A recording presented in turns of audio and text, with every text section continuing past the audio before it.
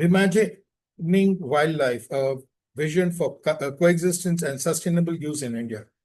The future of wildlife conservation in India must embrace a transformative, inclusive, and sustainable vision, one that recognizes the intrinsic value of biodiversity while upholding the rights and rules of rural and indigenous communities.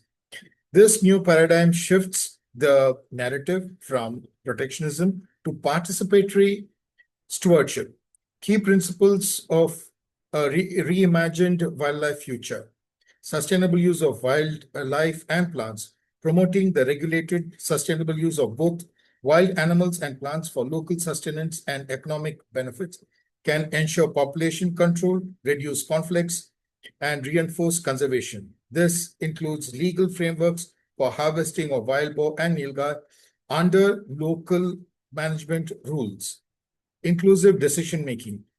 Rural and forest dwelling communities must be equal partners in planning and implementing conservation strategies.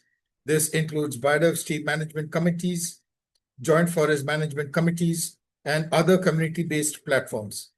Respecting the cultural values and indigenous knowledge. Indigenous and local knowledge systems must be central to wildlife policies. Sacred groves, traditional taboos, and customary hunting rights offer models of ethical, sustainable wildlife interactions. Strategic vision and ecological planning.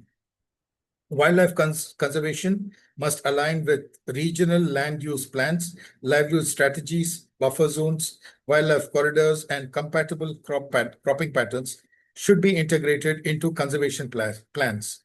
Action to justice and conflict resolution.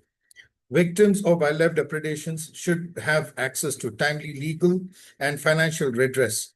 Under the provisions of the Wildlife Protection Act and the Bharatiya Nyaya Sanhita, restorative justice, compensation schemes, and legal and aid should be made available and accessible and be transparent. In conclusion, reimagining wildlife requires a people-centric conservation model, one that enforces and empowers rural communities, integrates traditional knowledge, allows sustainable use, and guarantees the right to coexist peacefully. Such a model will not only reduce the conflict, but foster deeper, more resilient relations between people and nature.